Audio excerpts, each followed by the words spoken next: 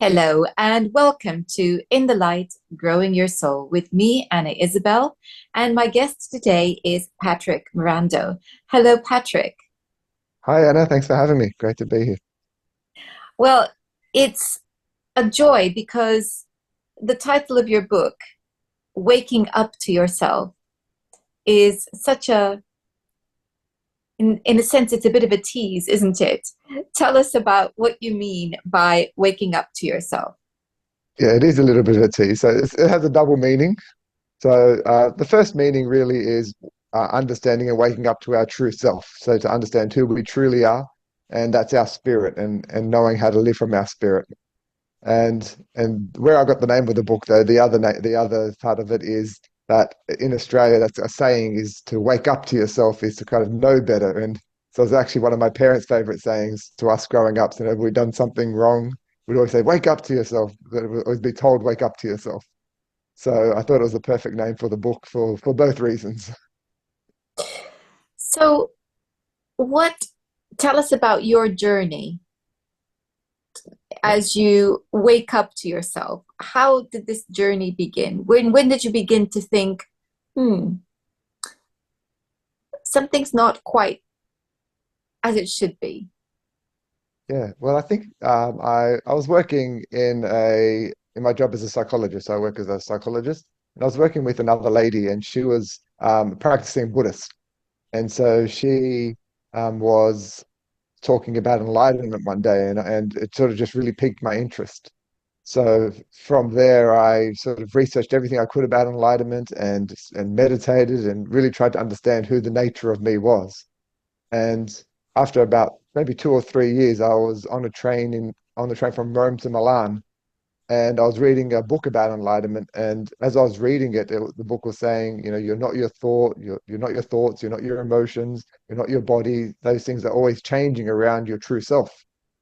And just in that moment, I sort of woke up. I become an awareness within myself, and so or my true self, the truth of me. And from then, my depth of awareness has just got deeper and deeper, and really understanding how that truth functions as me, as Patrick. So it's really, yeah. There's a number of things that you said there, and I was also thinking about the book and things you say in the book, but I want to just for a moment stick with what you've just said. And you were saying that this lady had talked about enlightenment and Mm, that enlightenment means you are not your thoughts, you are not, your body, you are not. So I think this is a very difficult concept mm, for the average person to mhm. grasp Yeah. because, what do you mean? This is my life. I look in the mirror, this is who I see.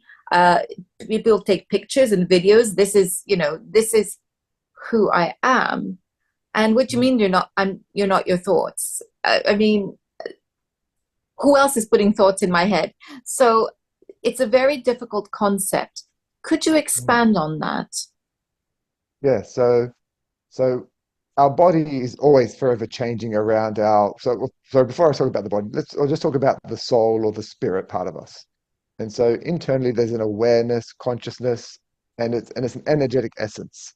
And it stands before all of those things that we spoke about. So it stands before our thoughts, stands before our emotions, stands before and independent of our body. And through meditation, and I was as confused as you're explaining when I first did this. So it took me a long time, a lot of confusion, and I did a lot of meditation retreats, and they were silent ones. And sometimes during the Dharma talks, I would be so frustrated and angry at the Buddha for saying these things that just felt so ridiculous to me. So so part of it is, in terms of meditating and really connecting to that part of ourselves. And it is there. It's really about understanding. And one thing I always did was, what is aware of that emotion? What's the part of me that's aware of that thought? What's the part of me that remains when all those things are changing around me? So, and the more I did that, the more I became attuned to that awareness within me, to that spirit part of me. And so that's kind of how I tapped into it, or tapped back into it, because we are aware of that as children. We are living our soul through our body. We just get taught to identify as our body as children, which is useful because identifying as our body helps keep us alive. It keeps us functioning in this world and living our life through our spirit. Listening to you has made me think about a conductor, the conductor of an orchestra. And Hmm. so you have the soul that's the conductor, and then you have all these different parts of you, which are physical, emotional, and mental, and Hmm.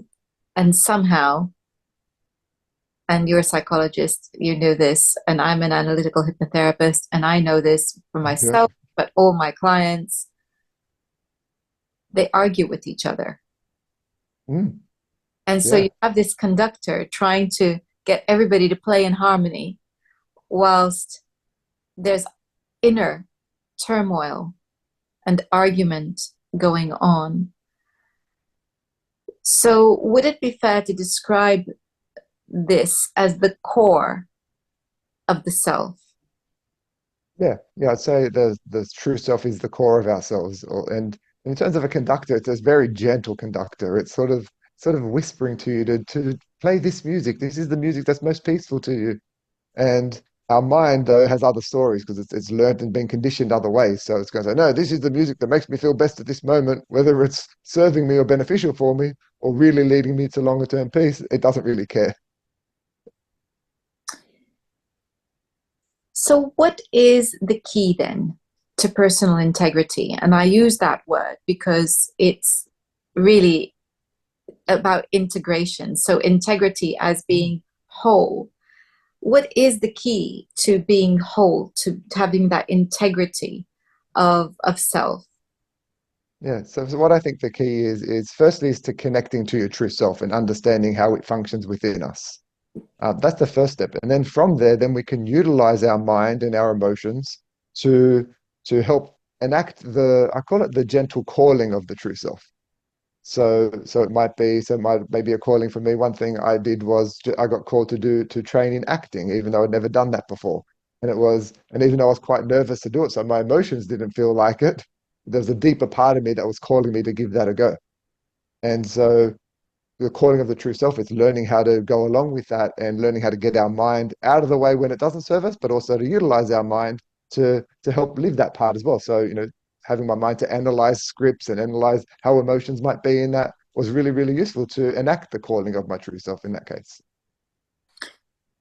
And you talk about emotions, which I think is a very important aspect of all of this because so many people are disconnected from their emotions. And you talk about that in yourself, how you had always prided yourself in being very logical, very, Mm. very cerebral.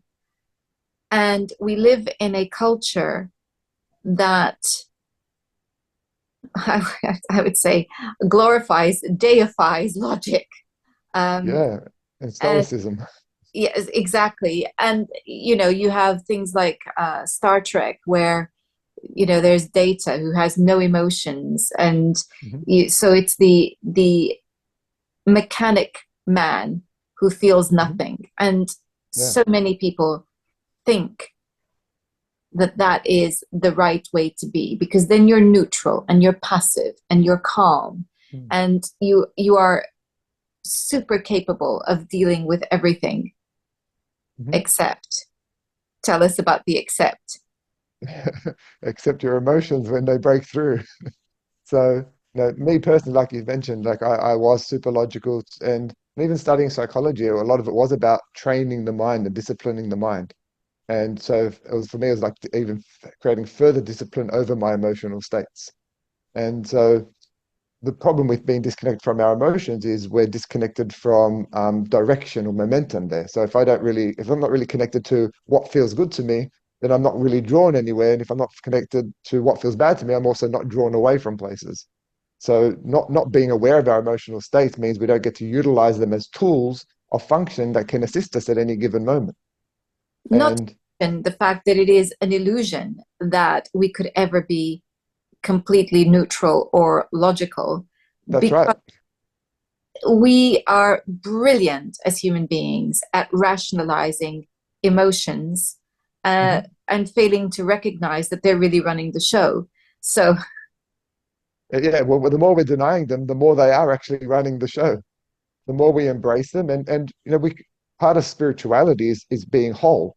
So we're whole with all of our emotions. We're not whole by disconnecting that part of ourselves, but having the awareness of the emotions means they then don't have to control us, but we can utilize them to still assist us. Like I mentioned before, is that our emotions are still tools of function to help us live our truth.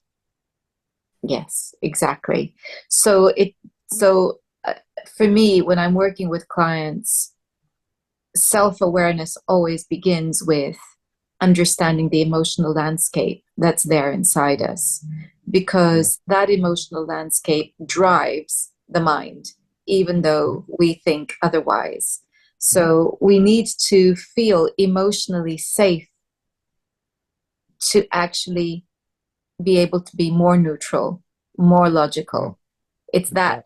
we have to come to that place of emotional security, because Mhm. otherwise, what is really running everything is the desire to be safe. So Yeah, we're being driven by fear even when we don't know it.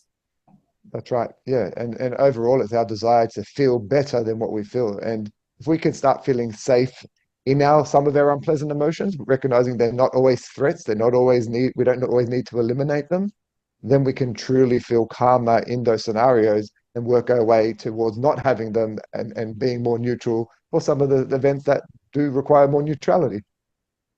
So as we're speaking, I am recalling um, my teacher a long time ago when I was training in hypnotherapy, um, saying, okay, so we tell people to do what feels right to them. Mm, But what if what feels right to them is going off and killing someone? mm, yeah, So talk us through this emotional labyrinth, if you like, yeah. this maze that we all have to gravitate or navigate around, because we want to be able to trust our feelings, Mm, but not all our feelings are constructive. that's right. That's exactly right. And so I usually differentiate when I talk about doing what feels right to you, but say doing what feels good to you and doing what feels right to you. So using murder, so that maybe someone might murder someone because they desire power. So it feels good to gain power, but that would never actually feel deeply right. That would never align with the true self. Murder just wouldn't align with the true self. Maybe self-defense might, but not actual murder. So the deeper we connect to what feels deeply true to me rather than what feels good to me or feels familiar to me, the more we can start understanding the difference between whether an emotion is serving us to follow it or whether it's just the conditioning part of us that's chasing feeling better or avoiding feeling worse. Because that's what our mind wants to do. Our mind wants us to feel better as much as possible and avoid feeling worse as much as possible. And the more we understand how our mind does that, the less control then it has over us in those scenarios. And I think that we all understand this concept because, if we just take sugar, for instance, Mhm. the battle with sugar, it Mhm. it feels so good to Yeah. eat that sweet, that cake, that chocolate bar that is full of E numbers and junk, but Mhm. what feels good to us isn't always what's best, or what is Mhm. right. So yes, we have to be very careful to navigate and understand that some things are wrong and they feel good. Why? How do we get into this mess, Patrick? What is it that makes us crave things that are not good for us? Well, we have to recognize things that are not necessarily, and I don't always use not good. Sometimes I use aligned or not misaligned with our truth. So sometimes having sugar could be an aligned thing. It might be my body really needs it at that moment, and it actually might be an aligned thing to get sugar. But then we'd also want to recognize if I always turn to sugar all the time, then that's really just about chasing pleasant feelings. So part of what I've written in Waking Up to Yourself is I've written about all the emotions and what our natural tendencies are to do when we feel those emotions. So how we get controlled by them, how we chase them, but also understanding when to utilize them and when not to utilize them. But overall, our natural tendency is going to gravitate towards feeling better, as most organisms do gravitate towards feeling better over feeling worse. And the more we understand what makes us truly feel better rather than what just gives us that hit, that quick hit, the more we can actually then connect to our truth and live that more. And I think you use the word alignment there, which Mm, is brings me back to this gentle conductor of the orchestra, hmm because what we want to see is us living in a way that is a true expression of who we are. mm, And how do we find out what that true expression is? yeah. Usually some people sort of can wake up to themselves and just wake up like that and live that straight away. So generally, me through meditation was my way to connect to that, and so I did have that awakening, but I wasn't really aware of how that part of me functioned through me as a human. So part of my journey, and originally I did call the book "Wake Up to Yourself." I actually did call it that, and then I thought, well, actually, I didn't just wake up to myself. For me, it was a process of waking up to myself. And so time after time after time, I was making made more aware whenever I felt an unpleasant emotion. I was generally aware that mostly leads to I was disconnected from my truth in those moments.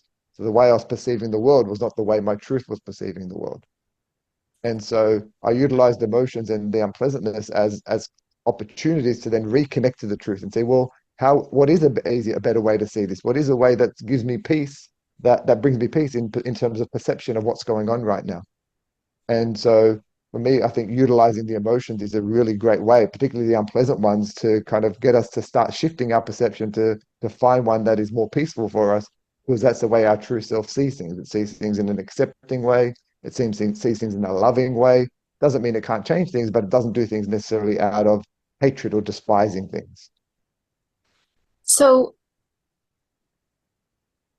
you use the word peaceful there, which Mm. is my word for happiness. Yeah, me Because too. when my clients are in such turmoil, what is it that's going to make them happy? It's going to be to feel at peace with themselves.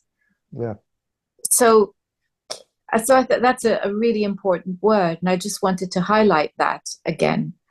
yeah.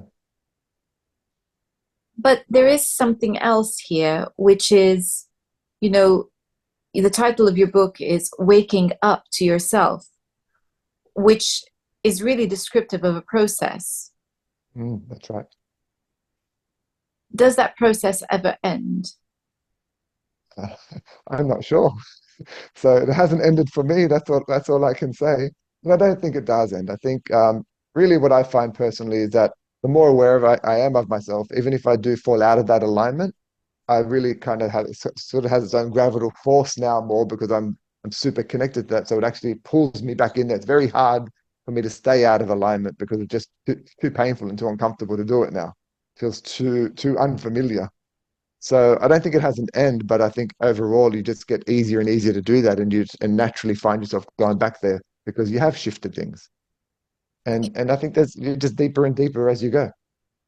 It is. And I think what I would also say is that you were talking about this conductor being a very gentle conductor. Mm, So, in order for this process to be gentle, it has to be a process. mm, And if anyone watching is a teacher, they will recognize this idea of not giving too big a challenge to the student mm, so that they're not demoralized. yeah, And so you kind of have to give them what you know they can cope with, and challenge them just enough. yeah, And incrementally. exactly. And so then this is this process of unfolding and Mhm. self-discovery that Yeah. goes on. And I think one of the, being also my other hat, a psychological astrologer, Mhm. the the symbol of the sun representing the self, people Mhm. often think, oh, that's my sign, that's who I am. But actually, they often start off relating more to the moon, which is the emotional Mhm. self, Yeah, the and opposite. then grow into that sun sign and discover that as they mature and as they age, that is deepening. So it's, Mhm. again, it's that process of self-discovery, process of unfolding. We always assume we know who we are, Yeah, you but know, we don't. but we don't, because we think that knowing who we are is knowing our name and our family and where we live Yeah, and, where we belong and what we do. And that's that can be completely out of line with the person we feel we are inside. And so this is yeah, the process that you're describing in your book. that's exactly right. So even me now, I'm a psychologist and a spiritual teacher. It's not who I am, it's what I do. So even when I'm not doing those things, I'm still me. I still exist there even when I'm not in those roles. And so the more we understand ourselves independent of our roles, the more then we don't have to get stuck in those roles or stuck in the behaviors of those roles, or even the behaviors. I might say I'm an anxious person. Well, I say no, I'm someone who feels anxious. I can't be the emotion because I'm there when the emotion goes as well. And so the more we understand that we're the constant and all those things around us are changing, the more then we don't have to get so stuck into that sort of one zone of and then suffer at the end of the day because we are going to suffer eventually doing that. This is part two of my conversation with Patrick Marando. We sadly were cut off because I lost signal for about 40 minutes in the middle of the first part of our conversation. So here we are again. Patrick is indulging us coming back because it is midnight where he is in Australia. Hello, Patrick. Hello, thank you. Glad to be back. And I did have a good sleep last night, so it was fine. I'm nice and refreshed today. Good and refreshed. Um, so we were talking about the importance of stepping away from identifying too closely with the roles that we play in life, and particularly with also emotions. And what it made me think about is that statement, I am, when it's attached to something negative, particularly like I am depressed and I am ill, things like that. Because very often my clients come in and this is this is where the work begins, is in detaching from what is a state, an emotional state, a physical state, and understand that that's not the identity. Because we can get into these situations where we've been in that state for so long that we begin to think, this is who I am. Or even things like, I am unlucky, you know, all of that kind of thing. So it's quite an important statement you're making there, that we need to understand that that is not who we are. No, yeah, it's not who we are. And and recognizing that we're like those states come and go, but we're always there for those states. We're there before those states arise. We're there during those states to watch them arise, and we're there when those states leave. So that awareness part of us is always there. And the other problem with identifying with those states is that part of our ego part of us wants to actually stick to a label. It wants to feel a label. So whenever we actually say I am depressed, we actually create more of the depression, and we actually get scared to let go of that as ourselves because our ego fears its death. It's very important too that we understand this, because there are times when people have been, that statement, I am an addict, I am an alcoholic. This could have gone on for years. And there is a physiological effect on the brain. I read somewhere a while back that the amygdala part of the brain enlarges and never really does get back to the original size. So we have to remember that every time we say these things, we are losing a little bit of who we actually are. Yeah, we're just disconnecting a little bit more, pinching ourselves off more and more. And I guess there is one benefit to pinching ourselves off. Usually, pinching ourselves off creates pain. Not that that's a benefit, but pain is our opportunity to recognize that we're maybe not as aligned with our truth as we could be, and to start steering us in that direction. Now, that's a very important point because it brings us into back to the need to listen to our emotions or to connect with our emotions. And we have this in the physical sense where we want to numb pain.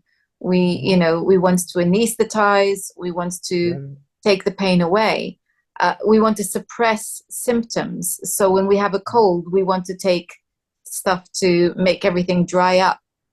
yeah, But we're forgetting that actually the symptoms are symptomatic of something that hmm, that is much deeper than we've got used to thinking of the pain as the problem, the symptoms as the problem, seeing them as the illness, when actually we need to understand that they are symptomatic of something much deeper, and we need to get round to that. A rash might not just be a rash. There might be that's right. something underlying it. So Hmm. and so it is with our emotions. Addiction, I always say to my clients, is a symptom of something else. Yes.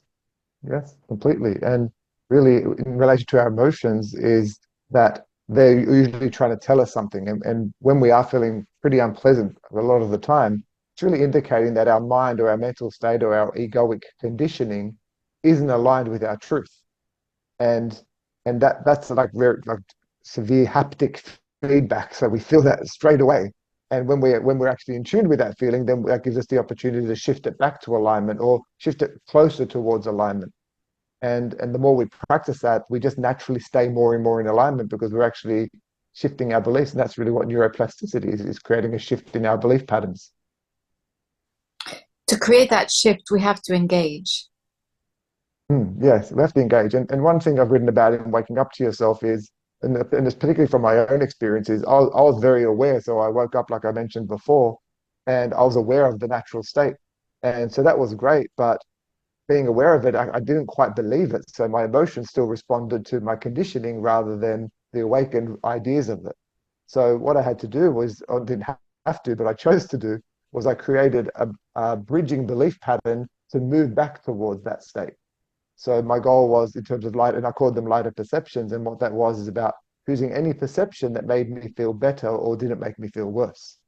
And anytime I'm doing that and creating more of a sense of peace in myself, I am more deeply connecting to my truth. You've used the word conditioned and conditioning a number of times in our conversation. So I think at this point, it would be good to explore a little bit about the conflict that can exist between conditioning and what an individual's natural state might be. Yeah, it's definitely in my book and written way better than probably what I'm able to speak it. But in general, our conditioning are all the lessons we've learned in life and all the ways we've learned to think about things. And we learn that through observation, we learn that through our emotions and then through deductive reasoning. And we also learn that through people around us. And so what we do is as children, we don't actually have a concept of what's true or not true. So if someone tells us something or we experience it, we just believe that must be the truth. And believing that then helps us function in the world. It helps us know how to respond and react if required to best protect us. While that can be useful to function, sorry, yeah, And I think if we're when we're children, we are responding to the feedback that we are being given through our experiences and interactions with the people around us. Yeah. Um, and I think what jumps to mind is, and I thought about this recently in another interview, but it was a little girl I met a few years back who would have been about 3.5, 4 years old. And when I asked her her name, she said, "I am naughty." Mm. And that was so shocking. And I said to her mom, I said, she's just told me when I asked her her name. Mm. And I was hoping that her mother would be as horrified as I was, but instead she went, "Oh no, she is." Mm. And I Yeah. think, when I'm working with clients again, I refer to the convenient versus the inconvenient child. The convenient child is very easy. The parent finds it easy to get the child to do what they want to do. The inconvenient child is challenging to the parent. The truth is that the child might just be a child who Yes. has needs that are very normal and be reacting with frustration when the needs are not being met. Mhm. And that is the challenge to the parent. But the That's right. judgment is there.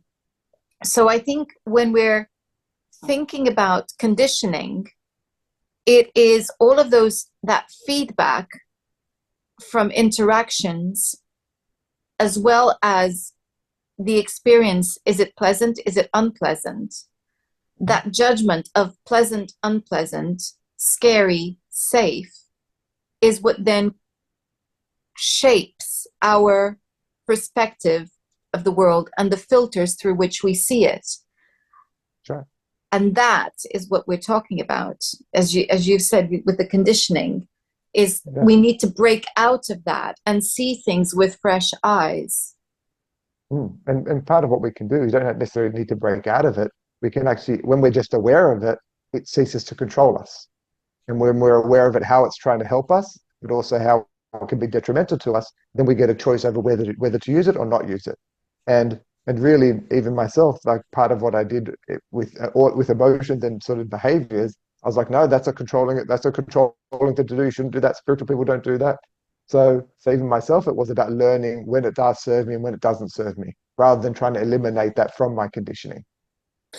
And that takes the ability to be aware of our behavior, and it's that awareness that begins to get us out of this judgment of good, bad, scary, safe, pleasant, unpleasant, and just Yes. be looking at things from a place of greater neutrality. Mhm. Yeah. And then utilizing judgment if required or if serves, because all those things are judgments, and judgments aren't necessarily bad. They're tools of function. They can help us. Knowing something that's dangerous, knowing something that's safe is really, really important for us. So, but being lost in the judgment and assuming our judgment is the reality, that's where the problems start to come. And I think a good tell for that is when we behave in a way that is more extreme or irrational. That's a really good Yeah. tell that there's an emotion driving that behavior, Mhm. Yeah. and that we need to be asking some good questions as Mhm. to what's going on. Yeah, what's driving this? Particularly what I always ask in like and within waking up to self, I've got a bit of a flow chart in there about tracking our emotions and beliefs. And so you can track it from a behavior. So if I've just screamed, then I'll look at, all right, I was angry. If I was angry, it might have been I'm angry because I feel disappointed. So I'll track the behavior back down to the emotion, and then I'll even track that down to what's my original perception from that. So you can actually track the emotion to the belief from any point, from the behavior or the emotion. And we're talking about belief, but Mm. actually, desire is Mhm. an important part of this too, because sometimes we can desire things that are outside of our character. So it's unusual. It's unusual for me to be desiring this thing. What's that is really important. What is it that suddenly has led to this change of perspective that's Mhm. now out of character. So what is it about this thing that Mm. I want, and Yeah, why do I feel that it's important? I think that that's a very significant um, completely. Yeah, element to add here, that desire can also be a good indicator of where we're at emotionally. completely. And usually, whenever we desire anything, we desire what we want, but we actually desire it because we think we're going to feel better in the having of it. So what we actually desire is the emotion that we're getting from the thing. And sometimes that could be a craving that comes from a conditioning. So I desire approval. And so, great, while I desire approval, it's only coming because I've got a misaligned belief system that isn't aligned with my truth. But it might be nice to have approval. It might be, yeah, I desire it, but I can desire it very mildly without needing it. And so one desire can be more a conditioned one can be more, yeah, it's just nice to have that and a part of it following our aligned truth. Yes, it's again, it's that feedback, isn't it? It's very natural to feel good with validation. It's very Yeah. natural. You know, if my dog does something like bring me my slippers, or he puts my shoes in the cupboard, Mm, he is so happy. And you can mhm. see it. His tail is wagging because he knows that he's done something that makes me happy. That's right. And And from an that's evolutionary perspective, oh, sorry, go. exactly, so that's really, it's very natural. However, where it becomes a problem is when we are shaping ourselves Mm, or contorting ourselves into things that are very painful for us for the sake of getting that approval. And that's a different matter again, isn't it? that's right. Yeah. But we're actually evolutionary hardwired to seek approval. We're, as herd animals or pack animals in relation to your dog, is that being excluded from the pack or the herd was actually dangerous. So we actually really like validation because it helps us feel our safety within the group or the herd. Whereas maybe if you had a cat, their need for approval is a lot lower because they're more solitary animals, not necessarily herd or pack animals. I was just So thinking we do have about, that evolutionary component in us. yes, I was just thinking about the three cats that I've been happy and lucky enough to have in my life. And I can't say that any of them ever sought approval. They didn't. Yeah. They were loving and warm and delighted whenever we came home, and very demonstrative of their love. But I can't Mm. say they ever sought my approval. No, no, well, they do, that's not as hardwired in them. And part of it in waking up to yourself, I call that part of us, the part that's hardwired, I call that the raw self. So we've got the part that's hardwired, then we've got the program part, which is the conditioned self, and then we will talk about the true self. And the more you understand these other two components, the more you know whether to utilize them or not in order to live your truth. Perfect. Well, I am going to put a link to your book in the description box. And just a reminder to everyone, the title of the book that we are discussing is Waking Up to Yourself. And the link will be in the description box. Patrick, if people want to find you to learn more about you and your work, how do they do that? Yeah, so I'm on Instagram at Patrick Marando, and you could also go to www.patrickmarando.com. So I'm happy for I post videos usually once or twice a week, just little talks and quick talks that 30 seconds to a minute about just sort of different topics about living your truth. Perfect. I'm sure that people will be wanting to find you. Thank you so much for Thank your you. day and yesterday. It's My pleasure. Thanks so much for having me. thank you. And thank you all for watching. Next time, we're going to be talking about messages from the afterlife. Until then, goodbye.